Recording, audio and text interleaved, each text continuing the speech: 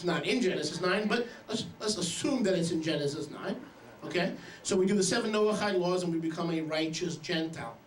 Say that again? Righteous Gentile. One of the leaders was a former Southern Baptist pastor. Kamar knows him, Vendell Jones, who's based and was trained right here in Miami. And he's getting all these born-again believers to deny Yeshua by making them into Noahide disciples. And they just righteous Gentiles. They can never be Jews. They can never be part of Israel. They're just righteous Gentiles. That's number one. But they're still a Gentile. They're not a full convert. Number 3 is the Ger Tzaddik. Ger Tzaddik means a fully converted Gentile, and in the 3rd generation, their children are considered Jewish. They can marry a Jewish woman if you're a Ger Tzaddik, a righteous Gentile, and you make conversion. In the 3rd generation, your children are considered halachically Jewish, and you are a full citizen of because you are a full Jew. Okay, that's Ger Tzaddik. But they're not hitting with Norman with that, right? They're hitting Norman with this one, Ger Toshav.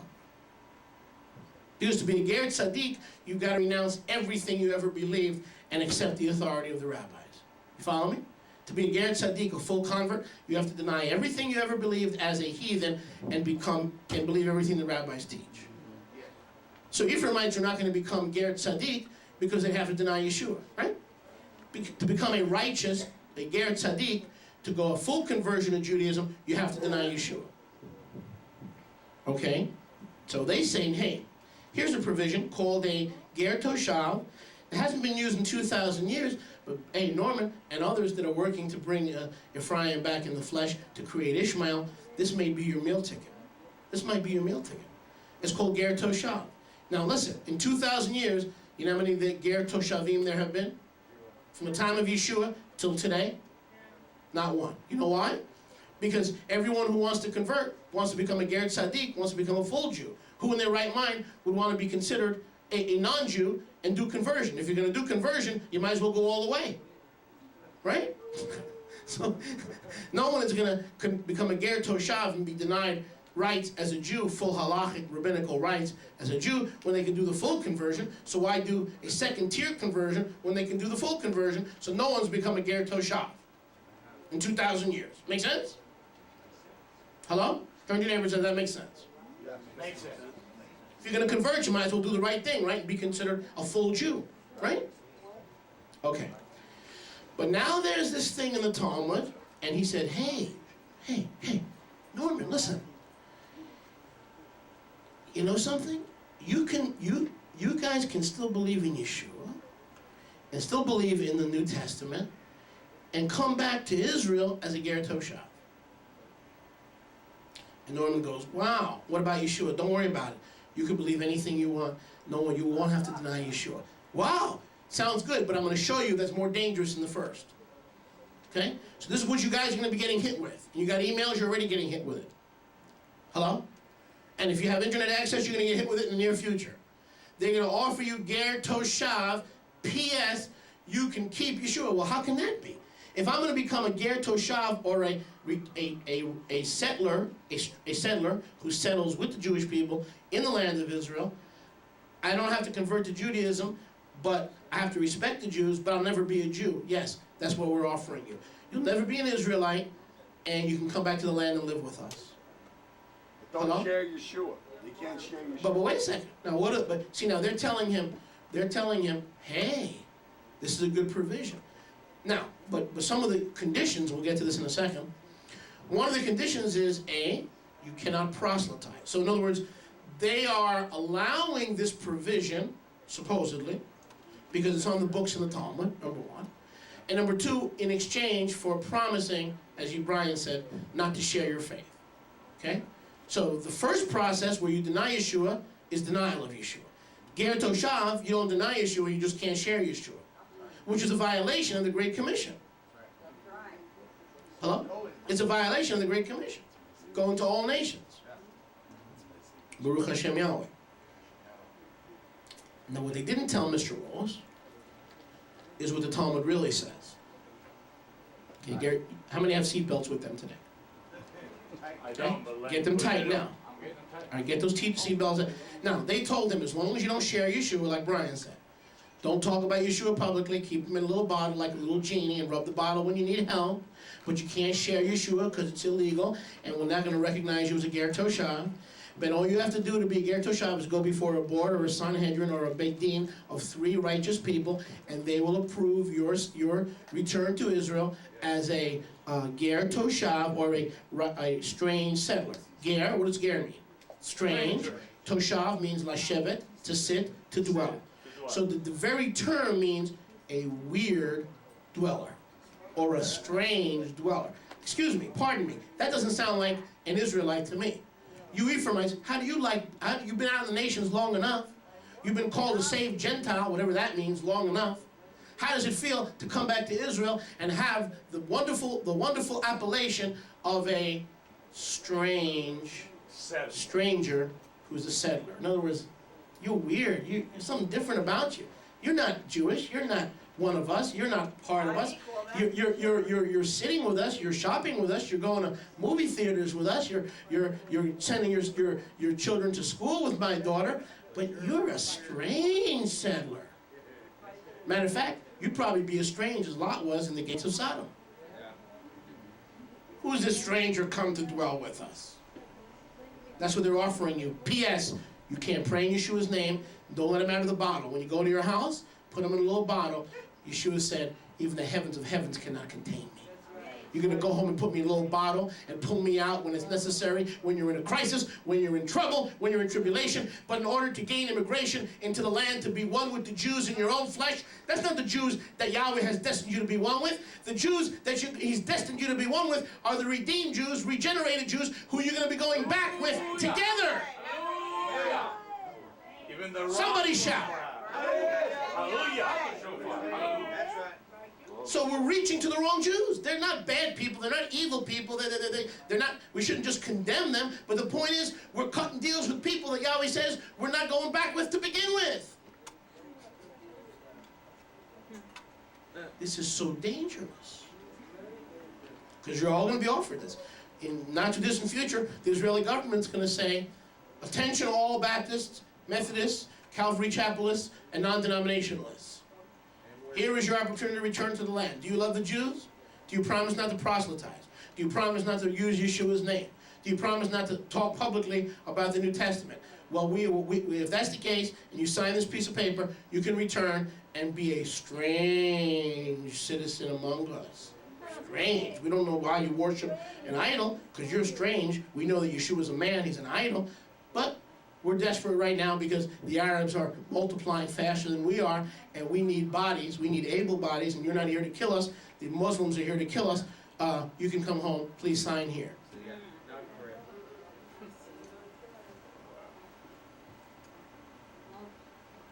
Now, Sister mentioned, what about the wings of eagles and bringing Jews home? Yeah, what Jews are we bringing home? Are they redeemed? No. So if the Jews that are coming back with the Russian airlift and all these good programs, Christian programs, to bring Jews back. Okay, so we're bringing Jews back. What's that going to do? Well, that's going to bring Jews back.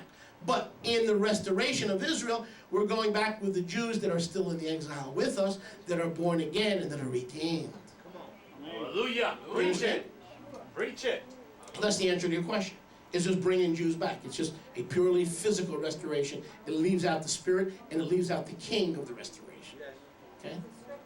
Yeah, it's a physical. We're physically fulfilling the promise of the Jews going back, okay? But it does not meet their needs of regeneration and spiritual restoration. It doesn't address those needs. When the king does it, both the physical and the spiritual are going to be addressed. Together. Okay? Correct.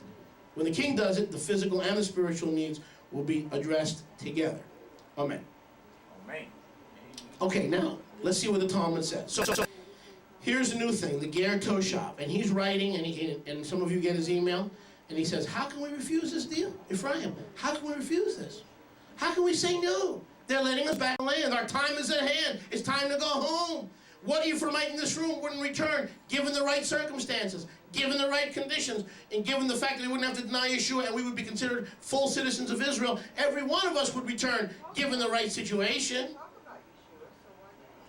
Yeah. But we're not going to deny Yeshua, and neither are we going to be quiet about Yeshua, because that is denial too. Being quiet about him is denial.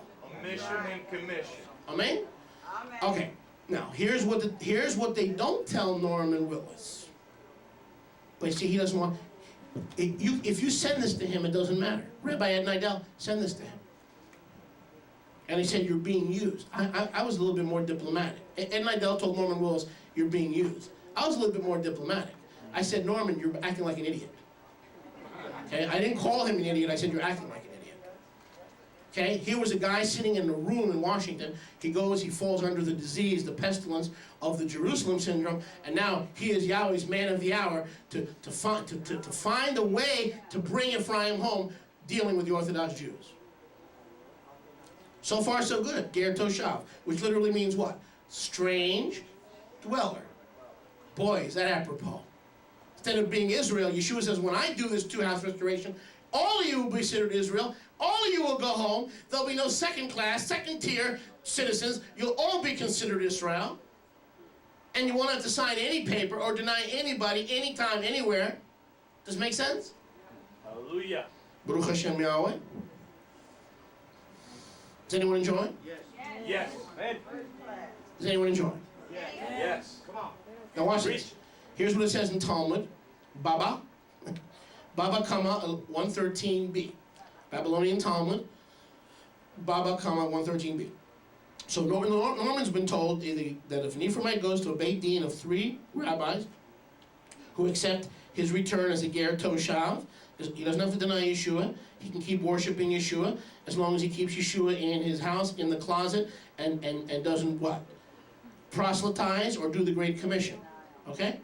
Pardon me, where I come from, New York City, that's considered denial. Okay? Sins of, one is a sin of commission, and this here is a sin of omission. Correct? Correct. Now watch this. And also out of the abundance of the heart, the mouth speaks. If Yeshua is filling your heart with his love, your mouth is going to speak that. Now, in the case of a Ger Toshav, listen, Rabbi Abaye said, now there's a bunch of rabbis in a discussion, and some of this is not going to make sense, so hang on, I'm going to try to clarify this. 2 of them are not mentioned next to one another, so that neither forms an exception in the law, okay? Unto the stranger, again, not to a Ger Tzaddik, but a mere Ger Toshav, as it says, unto a strange settler. So the Talmud calls Ger Toshav strange settlers. Pardon me, if that's what the blood of Yeshua does in the two-house restoration, count me out. I'm not strange, and I'm not a stranger. I am Israel, and I am his child. Not strange anymore. I was estranged from him. Now I'm his child. Hallelujah. But in Talmud it says, a Ger Toshav is a strange settler. This denotes one, now listen carefully, and this might be hard, so I'll try to explain it. This denotes one who worships idols. Whoa.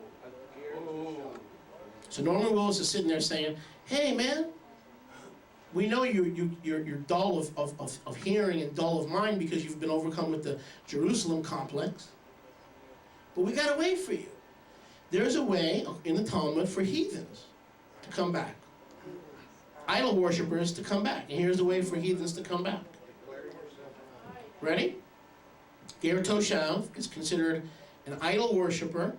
When it says the word Echer, it means the person in question, the Ger Toshav, sold himself for idolatrous practices. So when the rabbis say you are a Ger Toshav, it means you are a strange heathen who is sold out to idol worship. But he's sitting there saying, hey, there's a way where you don't even have to become a Ger Tzaddik, because a Ger Tzaddik has to accept everything the rabbis say and deny Yeshua. So Ephraimites, they can't be full converts, because a full convert to Judaism means you have no king, you deny Yeshua has come. Here's a way that, according to the Talmud, you can come back as a strange settler, but by definition, you're saying you're sold out to idolatry. This is the guy that's negotiating your future. You ought to get angry. You ought to get excited, and you ought to get PO'd. And you ought to be very careful who your leaders are.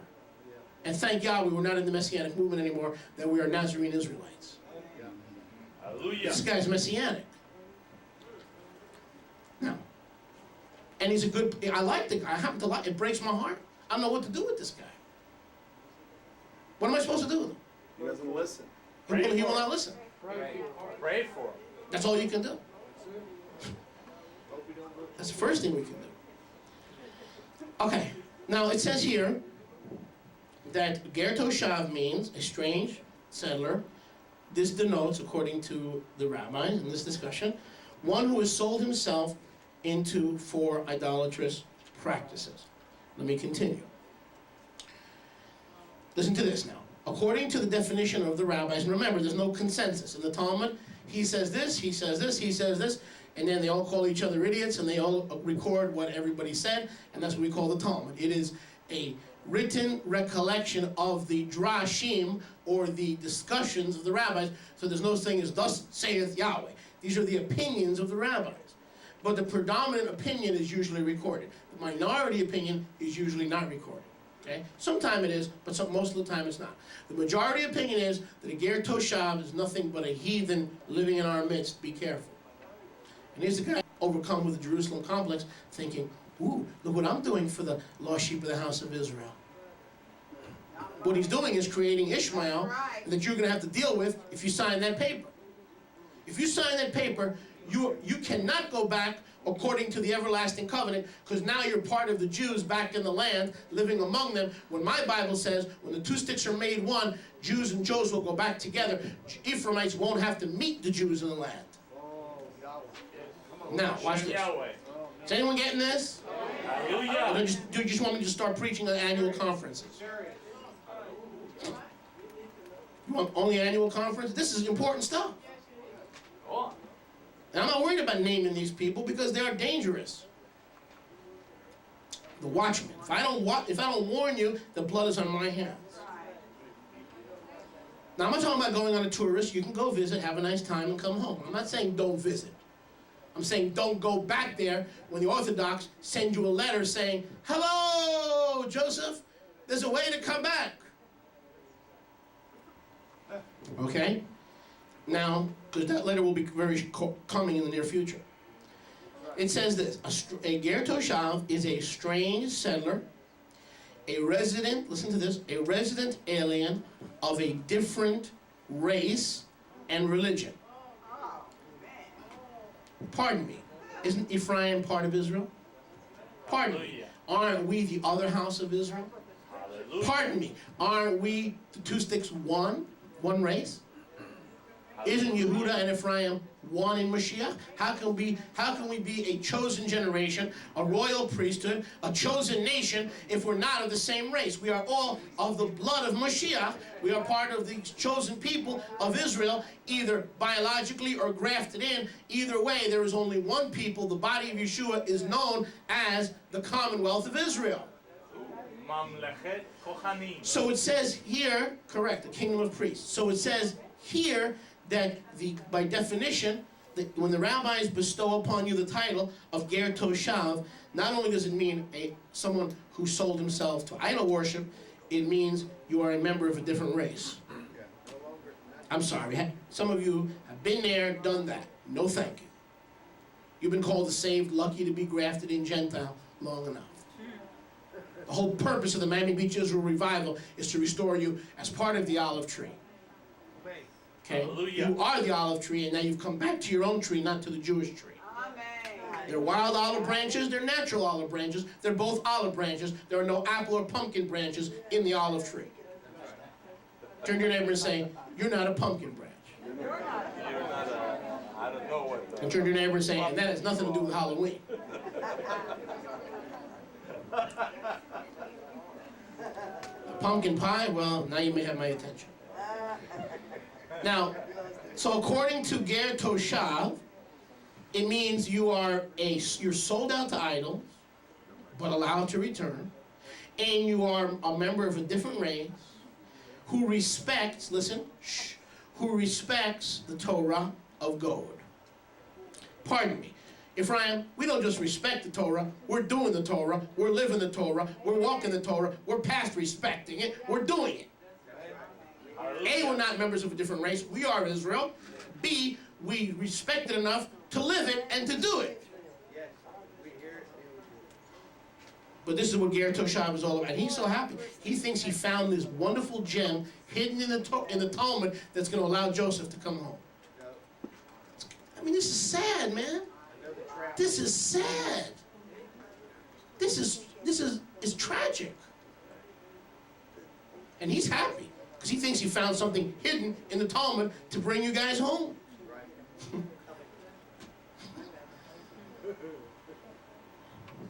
Watch this.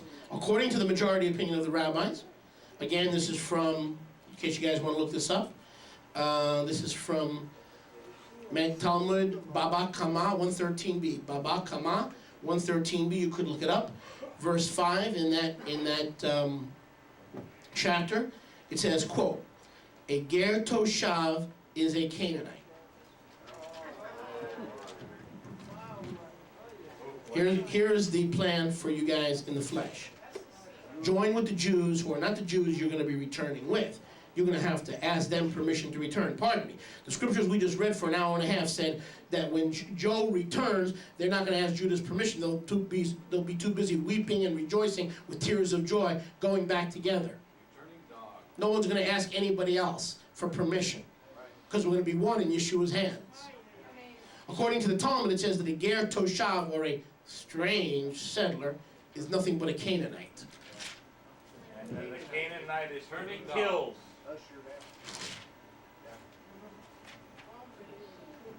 Not me, honey. Not my people.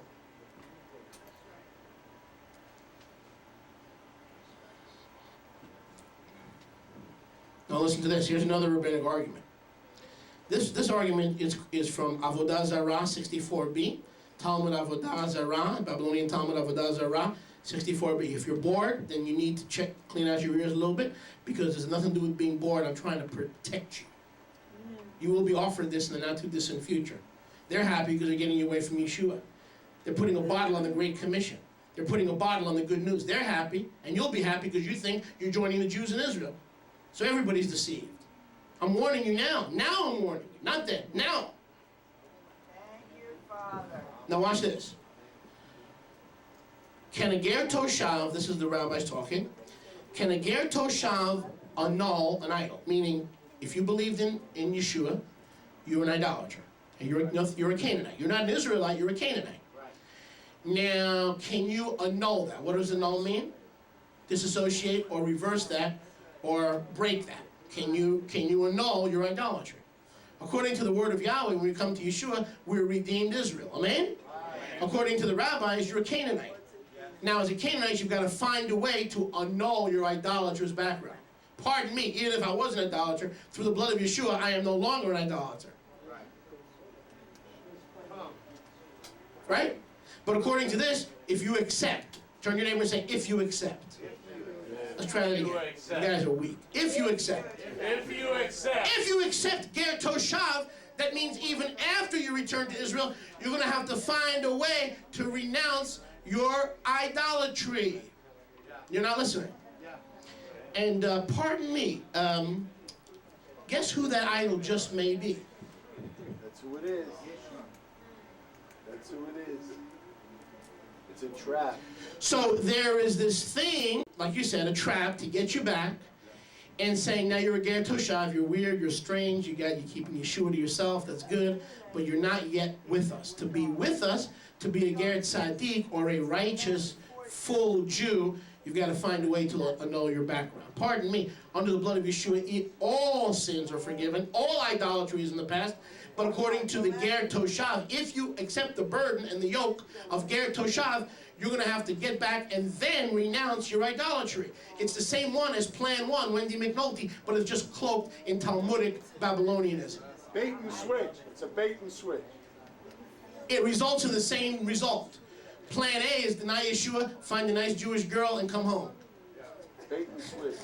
Plan B is, oh, you can come back as a ger toshav, meaning you're a strange settler, but in order to stay with us, You're not listening. In order to stay here, you're going to have to find a way to disannul your idolatry. Now, who do you think, when they look at us, okay, and they're unsaved, unredeemed Judah, who do you think the idols that they would like us to worship? Let's pick one. Yeshua. Wow, what a guess. That's a good guess. Like exactly what Brian said. He's been so full of wisdom the last 2 weeks, it's almost like I want to kiss him. It's a bait and switch. When you get there, it's like you can come and be strange for a while, but you're going to have to work with us to get this idolatry out of you. For a while, be quiet, maybe a couple of years, hang out, be cool, be quiet, and then we'll work it out of you. We'll work with the rabbis, we'll work with the yeshiva boys, we'll find a Beit Din to give you a few breaks, to give you a few lectures. We're gonna spank it out of you, talk it out of you, dialogue it out of you. We're gonna get it out of you. It's exactly what that is, Brian. It's a bait and switch. Are you getting this? Meaning you're strange when you get there, but their plan is not to make you a strange settler. Their plan is to make you a full Ger Tzaddik. That's why no one used Ger Toshav, because there was no one they could suck into it. Now they got some guys who are messianic, hello, and they got big beards, and they speak two house, and they speak about Yeshua, the son of Yahweh, and they're representing you, drinking coffee, cutting deals with the Orthodox Jews to get you back under this hidden provision that is beautiful, just custom made for you.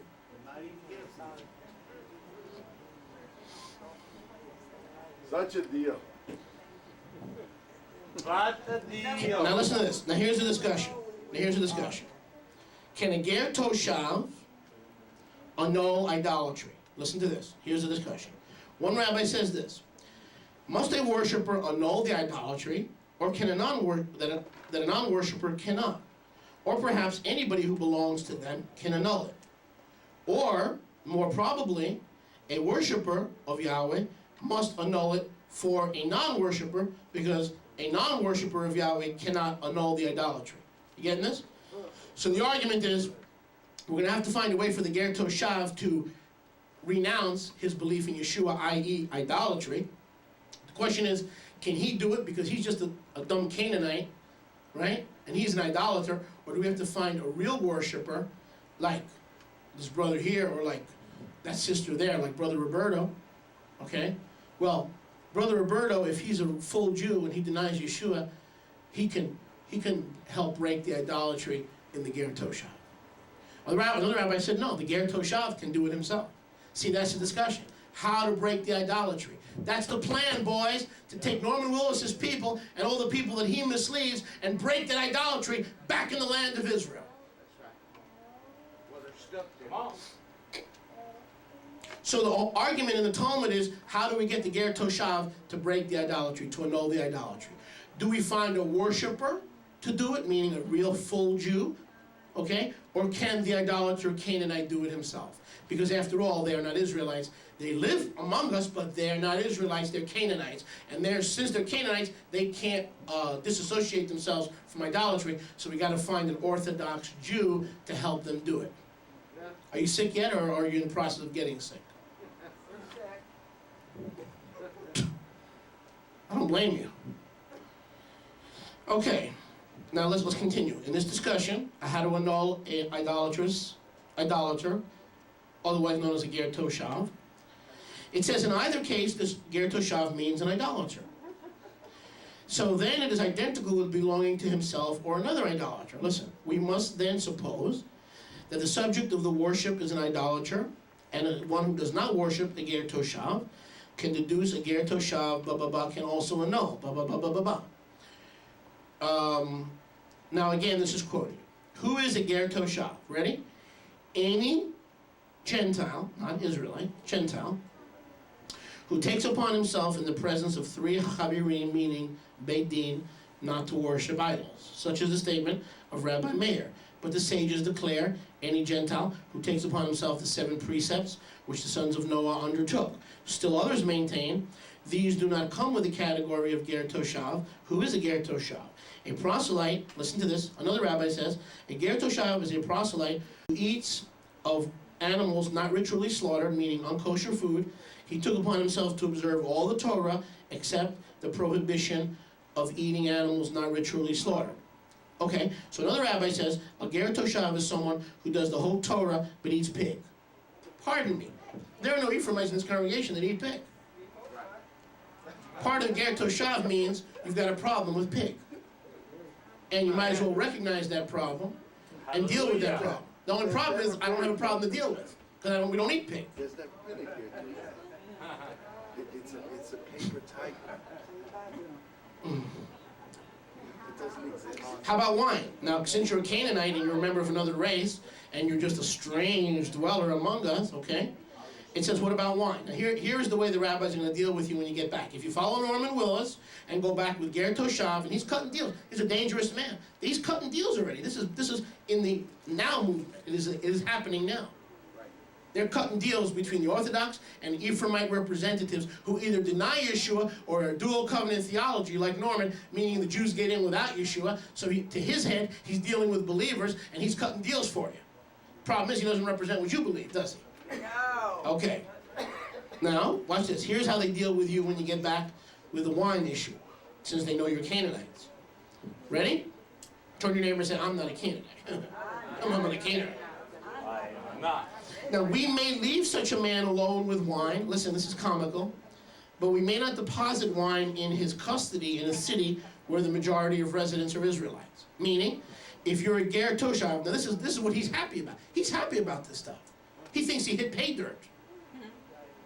But according to the ger toshav, is if you have wine and you're living among Jews, you can't be trusted with wine in your house.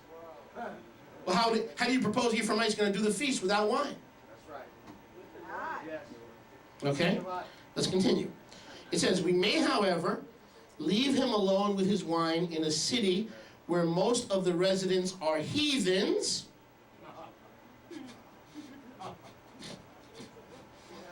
Okay, and his oil is like wine. Meaning, if the ger toshav has wine and he lives with a bunch of Jews or Israelites, he cannot be trusted with wine, it must be taken. But if he's living with other ger toshav,